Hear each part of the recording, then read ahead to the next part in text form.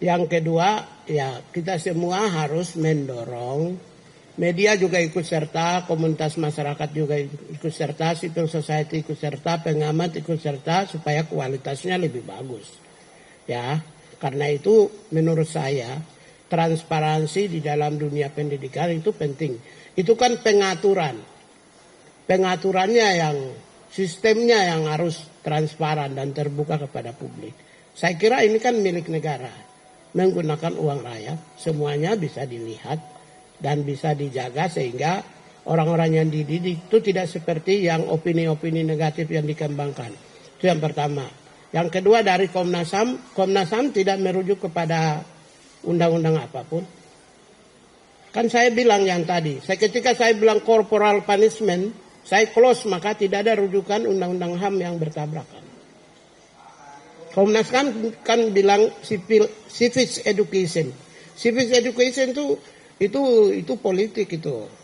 Pancasila, undang-undang, NKRI, Merah Putih ya. Tentang itu namanya pendidikan kewarganegaraan. Ini bukan pendidikan kewarganegaraan. Ini pendidikan yang berorientasi pada produktivitas dan kompetensi, knowledge, skills, dan attitude. Jadi dalam rangka peningkatan seseorang dari sisi knowledge-nya. Yang kedua skills-nya. Yang ketiga attitude-nya. Nggak ada pendidikan kewarganegaraan. Karena itu Komnas HAM rujuk menggunakan instrumen hukum, instrumen HAM. Ketika saya mengatakan corporal punishment, maka terkunci.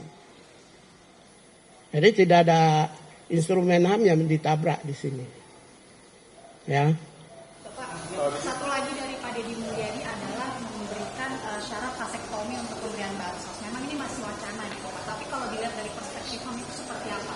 Karena ini bisa jadi masuk pada kebutuhan kontrasepsi dan masuk pada wilayah hak tubuh seseorang gitu Pak. Kalau namanya juga wacana, untuk apa saya jawab? Tapi itu jadi catatan untuk kami tanya.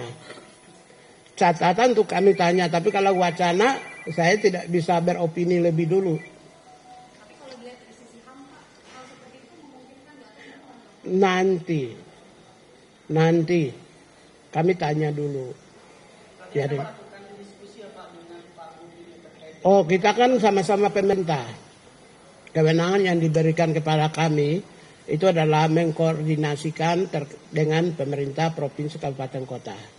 Ya pastilah kita akan nanti berdiskusi sekalipun hanya dari sisi 1% nilai HAM, tapi dia mempengaruhi seluruh sistem dalam pelaksanaan pendidikan di barak militer. Jadi nilai HAM-nya akan lebih dominan. Artinya Kementerian HAM akan mengawasi yang pendidikan barak. Kami bukan hanya sekedar mengawasi, tapi kami akan ikut memberikan masukan-masukan yang lebih. Kami akan berikan masukan. Bahkan saya sudah diskusi dengan para eselon 1. Nanti justru kita akan berikan masukan 1, 2, tapi bukan sekarang ini ya. Karena sekarang ini nggak bisa langsung masuk. Mungkin ke depan kalau itu menjadi sistem yang disepakati secara nasional, maka pendidikan HAM kemungkinan satu sesen adalah pendidikan hak asasi manusia atau humanisme. Ya kita lihat kami semua yang punya anak ini ketika masuk SD atau SMP itu kenakalannya minta ampun. Ya karena itu dari awal itu kita terapkan tuh bagaimana menghormati antar sesama siswa. Itu pasti nilai-nilai humanismenya yang kami di sini juga sudah mulai memproduksi beberapa media, terutama di film-film kecil ya, Amira, si kecil Amara. Nanti nonton aja si kecil Amara. Si kecil Amara itu cerita untuk anak-anak kecil yang TK, SD, mereka bagaimana menghormati hak dan kewajiban setiap individu. Kita sudah memulai juga dari kecil. Itu seirama juga. Tadi 2 pertanyaan Pak. Satu, tadi Bapak bilang kalau ini kan sedang pilot project ini, balik lagi ke barat ya, pengiriman ke barat. Pilot project dan kalau bagus akan dilanjutkan dan diluaskan penerapannya. Cuma kalau nggak di stop. Nah, itu bagaimana cara Kementerian HAM atau pemerintah mengaudit pelaksanaannya saat pertama kali pelaksanaan. Terus kedua, sebenarnya saat Gubernur Jawa Barat Pak Deddy Mulyadi itu mengungkapkan rencana dia untuk ngirim anak ke Barat, Pak Prabowo udah tahu belum Pak? Seluruh pemimpin maupun rakyat pasti tahu lah kalau media muat. Jadi nggak mungkin nggak ada yang tahu. Pemimpin mana sih sekarang seperti dunia yang terbuka gini nggak ada yang tahu. Saya pikir semua tahu. Saya yakin pemimpin kita juga tahu, rakyat sendiri juga tahu semua. Ya. Kalau audit itu merupakan kewenangan kementerian. Nah, tapi audit kan harus kerja dulu baru kita audit. Tapi sebelum kerja nggak bisa. Paling-paling juga tahun depan. Tapi karena kami pemerintah, kami masuk. Ikut masuk, mendorong, mendukung. Audit itu bukan untuk punishment ya. Audit itu lebih kepada peningkatan kualitas. Jadi perbaikan.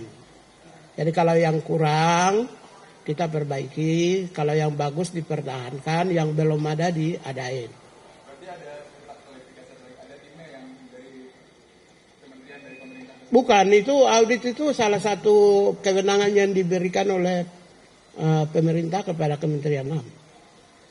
Jadi saya punya tugas, salah satunya audit. Audit itu tugas, kami punya kewenangan di sini.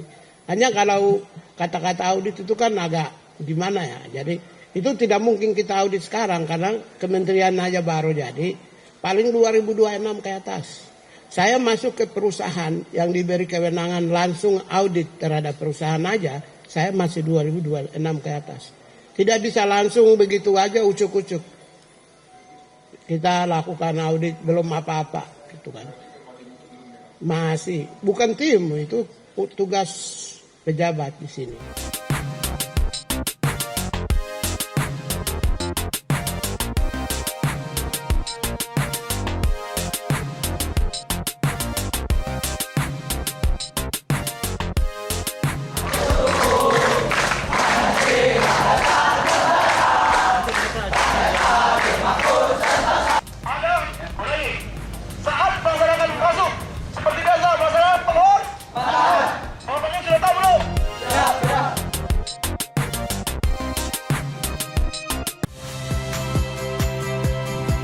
Saya Cynthia Rompas.